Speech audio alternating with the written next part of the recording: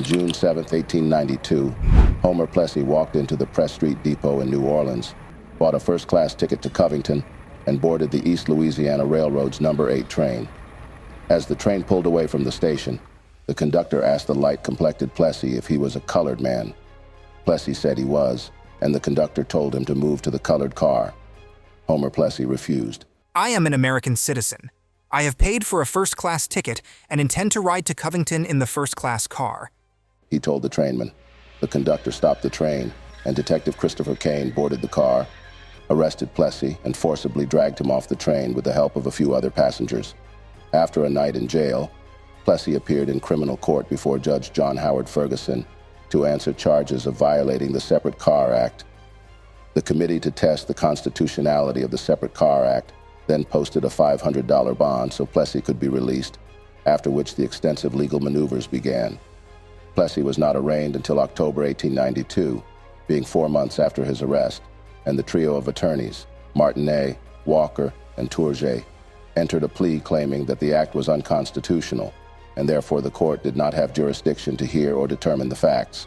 And they claimed that the matter of race, both as to fact and to law, was too complicated to permit the legislature to assign that determination to a railway conductor.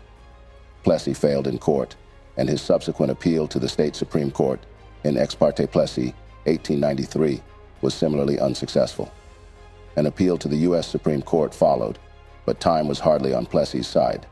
Between the filing of the appeal in 1893 and oral argument before the U.S. Supreme Court in Washington in April 1896, both the general climate and the attitude of the court had hardened. Throughout the country, but especially in the South, conditions for African Americans were quickly deteriorating. The Supreme Court ruling that followed on May 18, 1896, and that bore the names of Plessy and Ferguson, solidified the establishment of the Jim Crow era.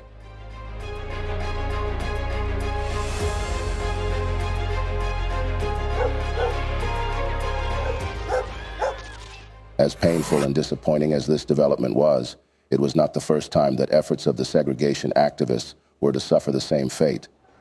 An earlier attempt, which commenced on February 24, 1892, when the then 21-year-old Daniel Desdunes purchased a first-class ticket on the Louisville and Nashville from New Orleans to Mobile, Alabama, had ended the same way, though for slightly different but similar legal reasons. Desdunes had taken a seat in the whites-only car, according to the plan, for which he was arrested and charged with a criminal violation of the Separate Car Act. Tourget, Martinet, and the local attorney, James Walker, filed a plea of jurisdiction, arguing that since Desdunes was a passenger in interstate commerce, he had the right and privilege to travel free from any governmental regulation, save that of the Congress. Tourget also introduced his claim that the determination of race was a complex question of both science and law, and so could not be delegated to a train official. The lawyers assumed that their plea would be denied, Desdunes would be convicted, and then they would appeal. Then, on April 19, 1892, the presiding judge, Robert Marr, suddenly disappeared, and no one knew what had happened to him. While Desdunes' attorney tried to figure out what to do next, on May 25th, the Louisiana Supreme Court handed down its decision in Louisiana ex Ariel Abbott vs. Hicks. A train conductor on the Texas and Pacific Railway had been prosecuted for seating a black passenger in a white car, and the railway argued that since the passenger was traveling between two states, either the Louisiana law did not apply to interstate travel, or if it did, then it was unconstitutional under the Commerce Clause. Much to everyone's surprise, the Louisiana High Court agreed that regulations of the Separate Car Act could not apply to interstate passengers. Given that development, the new judge in Desdunes' case, John Ferguson, dismissed the case. Around the same period, segregation activists in different parts of the American South and beyond were challenging legislations in their local domains up to the Supreme Court. But the Plessy ruling of 1896 was the straw that broke the camel's back. Both Plessy and Desdunes would definitely have thanked their creator that they were not even lynched, as that was the order of the day during the era. With almost 5,000 of such known lynchings, involving black men and women as victims within the period. And so began the mockery and slur that historically became the Jim Crow era. But wait a minute, how did the name or term Jim Crow come about? Before we delve into this, support our work by kindly hitting the thumb button. Share with friends and families to keep spreading our eye-opening black narrative. and subscribe to stay with us for more interesting and revealing videos. Now, back on track.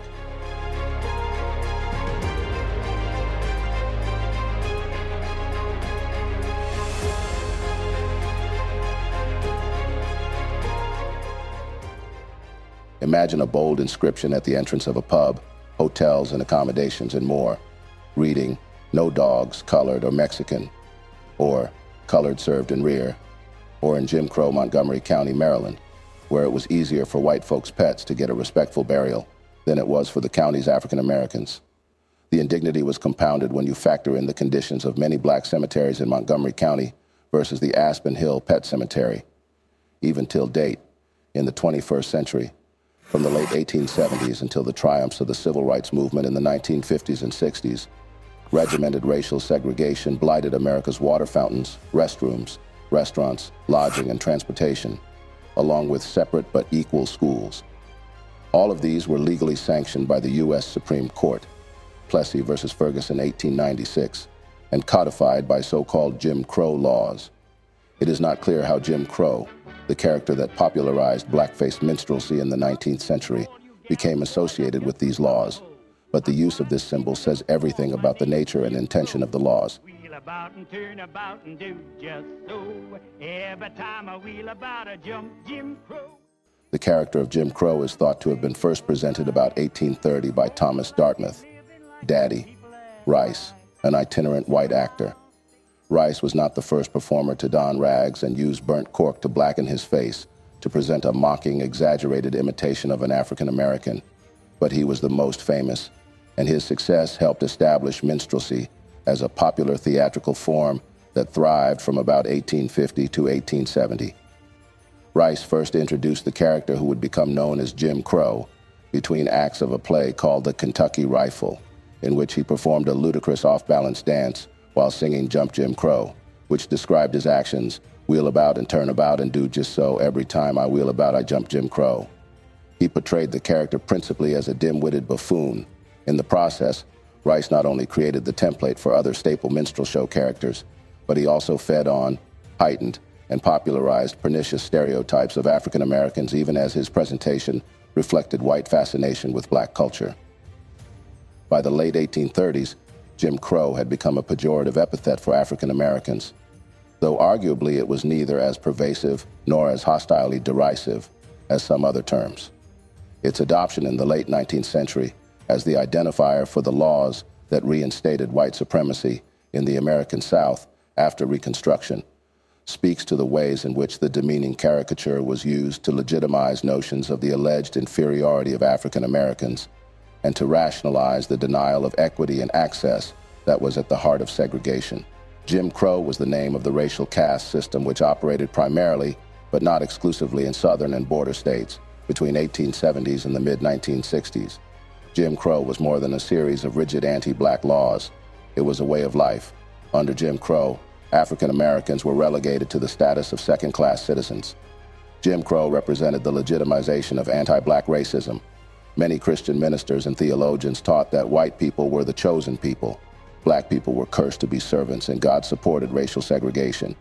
Craniologists, eugenicists, phrenologists, and social Darwinists at every educational level buttressed the belief that black people were innately, intellectually, and culturally inferior to white people. Pro-segregation politicians gave eloquent speeches on the great danger of integration, the mongrelization of the white race. Newspaper and magazine writers routinely referred to black people as niggers, coons, and darkies. And worse, their articles reinforced anti-black stereotypes. Even children's games portrayed black people as inferior beings. All major societal institutions reflected and supported the oppression of black people. The Jim Crow system was undergirded by the following beliefs or rationalizations. White people were superior to black people in all important ways, including but not limited to intelligence, morality, and civilized behavior. Sexual relations between black people and white people would produce a mongrel race which would destroy America. Treating black people as equals would encourage interracial sexual unions. Any activity which suggested social equality encouraged interracial sexual relations. If necessary, violence must be used to keep black people at the bottom of the racial hierarchy. The following Jim Crow etiquette norms show how inclusive and pervasive these norms were. A black male could not offer his hand to shake hands with a white male because it implied being socially equal. Obviously, a black male could not offer his hand or any other part of his body to a white woman because he risked being accused of rape. Black and white people were not supposed to eat together. If they did eat together, white people were to be served first, and some sort of partition was to be placed between them. Under no circumstance was a black male to offer to light the cigarette of a white female. That gesture implied intimacy. Black people were not allowed to show public affection toward one another in public, especially kissing, because it offended white people. Jim Crow etiquette prescribed that black people were introduced to white people, never white people to black people. For example, Mr. Peters, the white person. This is Charlie, the black person that I spoke to you about. White people did not use courtesy titles of respect when referring to black people. For example, Mr., Mrs., Miss, Sir, or Ma'am. Instead, black people were called by their first names. Black people had to use courtesy titles when referring to white people and were not allowed to call them by their first names. If a black person rode in a car driven by a white person, the black person sat in the back seat or the back of a truck. White motorists had the right of way at all intersections. Stetson Kennedy, the author of Jim Crow Guide, offered these simple rules that black people were supposed to observe in conversing with white people. Never assert or even intimate that a white person is lying. Never impute dishonorable intentions to a white person. Never suggest that a white person is from an inferior class. Never lay claim to or overly demonstrate superior knowledge or intelligence. Never curse a white person. Never laugh derisively at a white person. Never comment upon the appearance of a white female. Jim Crow etiquette operated in conjunction with Jim Crow laws or black codes. What should a rational-minded human being need all these for? There is no rationality in them at all. When most people think of Jim Crow, they think of laws, not the Jim Crow etiquette, which excluded black people from public transport and facilities, juries, jobs, and neighborhoods. But both were strongly in effect despite the passage of the 13th, 14th, and 15th Amendments to the Constitution that had granted black people the same legal protections as white people. However, after 1877 and the election of Republican Rutherford B. Hayes, southern and border states began restricting the liberties of black people. Unfortunately for black people, the Supreme Court helped undermine the constitutional protections of black people with the infamous Plessy versus Ferguson 1896 case, which legitimized Jim Crow laws and the Jim Crow way of life. In 1890, Louisiana passed the Separate Car Law, which purported to aid passenger comfort by creating equal but separate cars for black and white people. This was a ruse. No public accommodations, including railway travel, provided black people with equal facilities. The Louisiana law made it illegal for black people to sit in coach seats reserved for white people, and white people could not sit in seats reserved for black people. Jim Crow states passed statutes severely regulating social interactions between the races. Jim Crow signs were placed above water fountains, door entrances and exits, and in front of public facilities. There were separate hospitals for black people and white people, prisons, public and private schools, churches, cemeteries, public restrooms, and separate public accommodations. In most instances, the black facilities were grossly inferior, generally older, less well kept. In other cases, there were no black facilities, no colored public restrooms, no public beach, no place to sit or eat. Plessy ruling gave Jim Crow states a legal way to ignore their constitutional obligations to their black citizens. Jim Crow laws touched every aspect of everyday life, even to the minutest of people's personal, social, and official activities and engagements. For example, in 1935, Oklahoma prohibited black and white people from boating together. Boating implied social equality. In 1905, Georgia established separate parks for black people and white people. In 1930, Birmingham, Alabama, made it illegal for black people and white to play checkers or dominoes together. Many today, and especially recent generations, may not readily grasp how life-altering, demeaning, and inhumane these segregation laws and etiquettes were. Look deeply at your daily life events and lifestyle today. Now let's do a deep imagination. Imagine having restrictions placed on that lifestyle by some of the typical Jim Crow laws, as compiled by the Martin Luther King Jr. National Historic Site Interpretive Staff. Amateur baseball. Georgia. It shall be unlawful for any amateur white baseball team to play baseball on any vacant lot or baseball diamond within 2 blocks of a playground devoted to the Negro race. and it shall be unlawful for any amateur colored baseball team to play baseball in any vacant lot or baseball diamond within 2 blocks of any playground devoted to the white race. Barbers. Georgia, no colored barber shall serve as a barber to white women or girls. Bathroom facilities. Alabama, every employer of white or Negro males shall provide for such white or Negro males reasonably accessible and separate toilet facilities. The blind. Louisiana, the Board of Trustees shall maintain a separate building on separate ground for the admission, care, instruction, and support of all blind persons of the colored or black race. Burial. Georgia, the officer in charge shall not bury or allow to be buried any colored persons upon ground set apart or used for the burial of white persons. Buses. Alabama, all passenger stations in this state operated by any motor transportation company shall have separate waiting rooms or space and separate ticket windows for the white and colored races. Child custody. South Carolina, it shall be unlawful for any parent, relative, or other white person in this state having the control or custody of any white child by right of guardianship, natural or acquired or otherwise, to dispose of, give or surrender such white child permanently into the custody, control, maintenance, or support of a Negro. Circus tickets. Louisiana, all circuses, shows, and tent exhibitions to which the attendance of more than one race is invited or expected to attend shall provide for the convenience of its patrons not less than 2 ticket offices with individual ticket sellers and not less than 2 entrances to the said performance with individual ticket takers and receivers, and in the case of outside or tent performances, the said ticket offices shall not be less than 25 feet apart. Cohabitation. Florida, any Negro man and white woman, or any white man and Negro woman, who are not married to each other, who shall habitually live in and occupy in the nighttime, the same room shall each be punished by imprisonment not exceeding 12 months, or by fine not exceeding $500. By the way, $500 was not a small amount in that era. Many went to prison for being unable to make the fine. Education. Education was perhaps the worst hit. Florida, the schools for white children and the schools for Negro children shall be conducted separately. Mississippi, separate schools shall be maintained for the children of the white and colored races.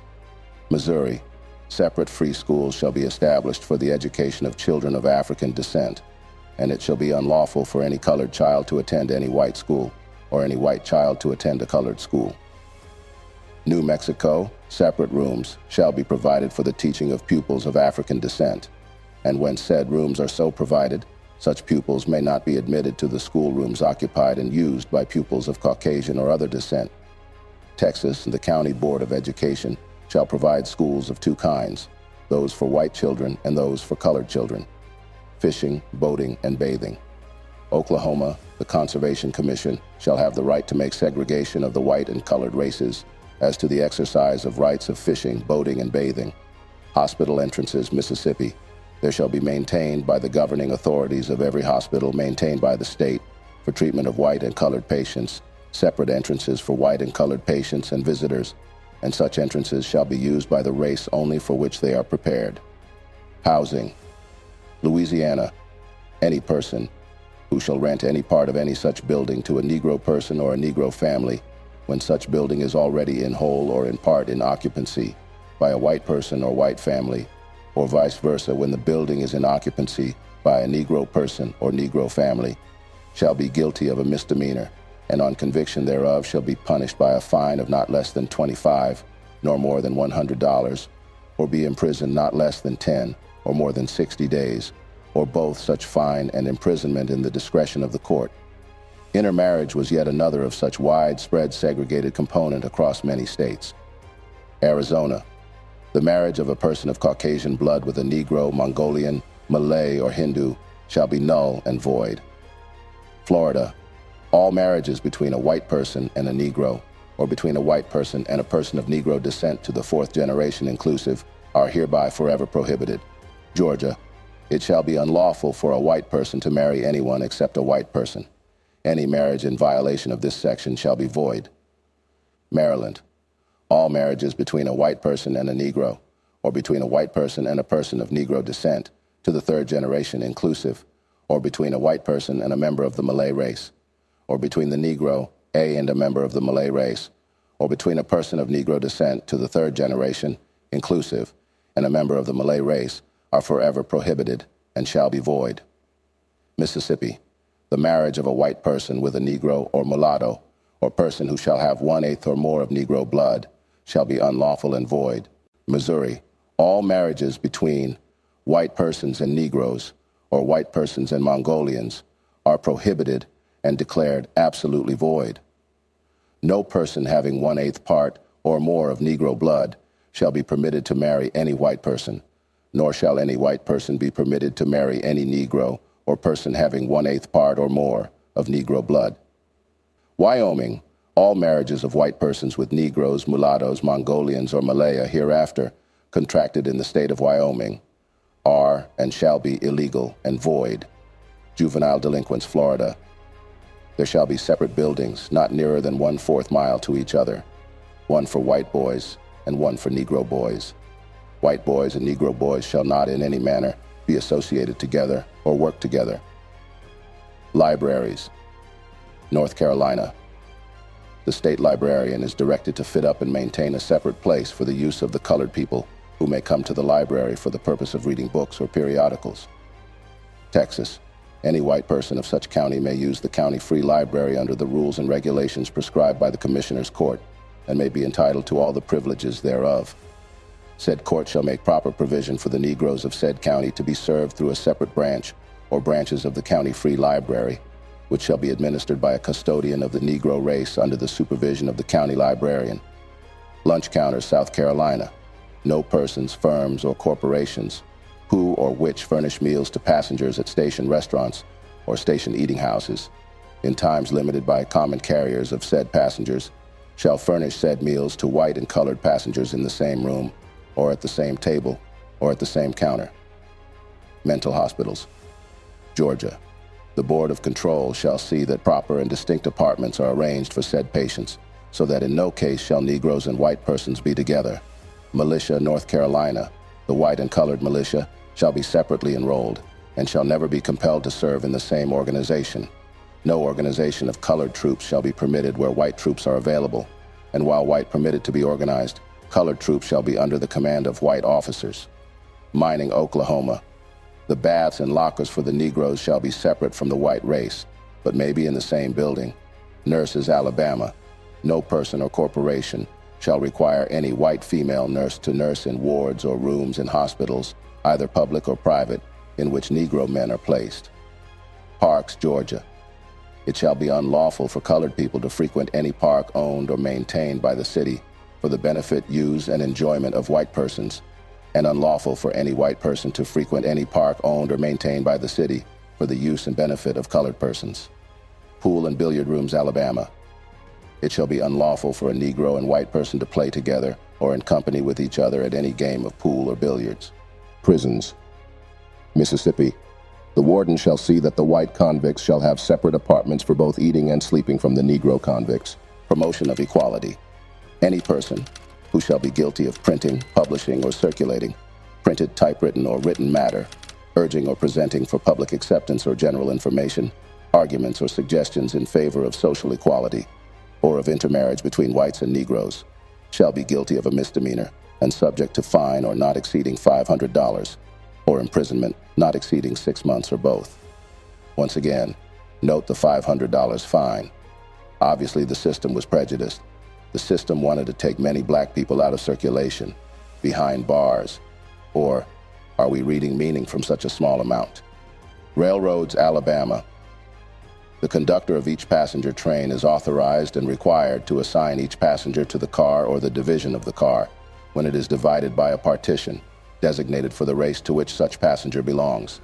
Maryland, all railroad companies and corporations, and all persons running or operating cars or coaches by steam on any railroad line or track in the state of Maryland for the transportation of passengers are hereby required to provide separate cars or coaches for the travel and transportation of the white and colored passengers. Virginia, the conductors or managers on all such railroads shall have power and are hereby required to assign to each white or colored passenger his or her respective car, coach, or compartment.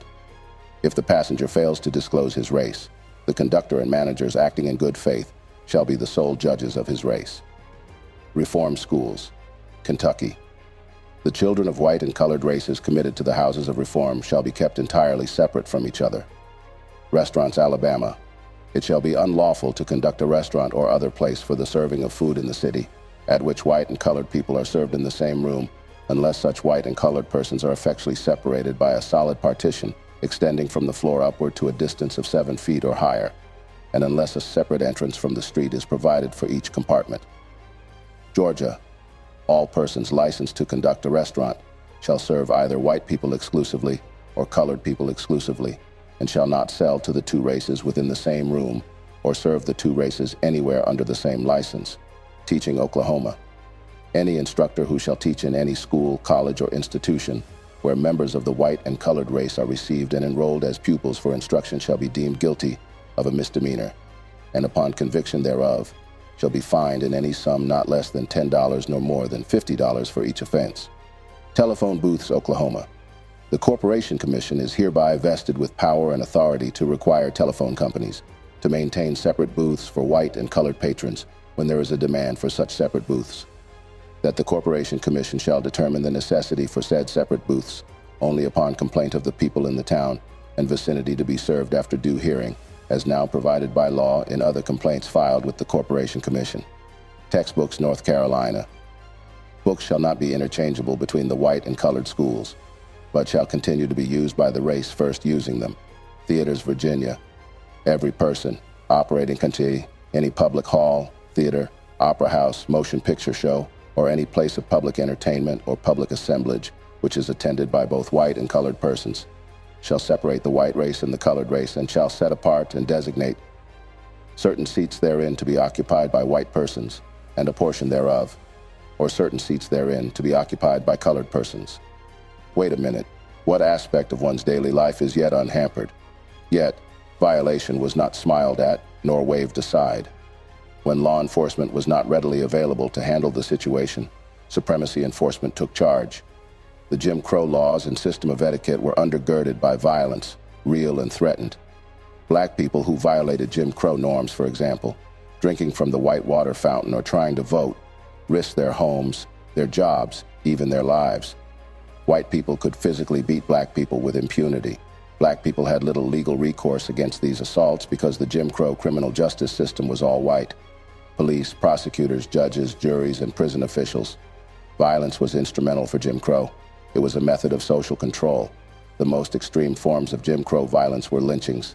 Lynchings were public, often sadistic, murders carried out by mobs. Between 1882, when the first reliable data were collected, and 1968, when lynchings had become rare, there were 4,730 known lynchings, including 3,440 black men and women. Most of the victims of lynch law were hanged or shot, but some were burned at the stake, castrated, beaten with clubs, or dismembered.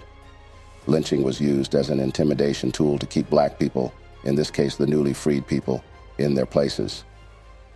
Think you have heard the worst of this dark era? Then you are obviously in for a surprise. Going forward, do keep a date with us on this channel for the second part of this discussion. This brings us to the end of yet another revealing video.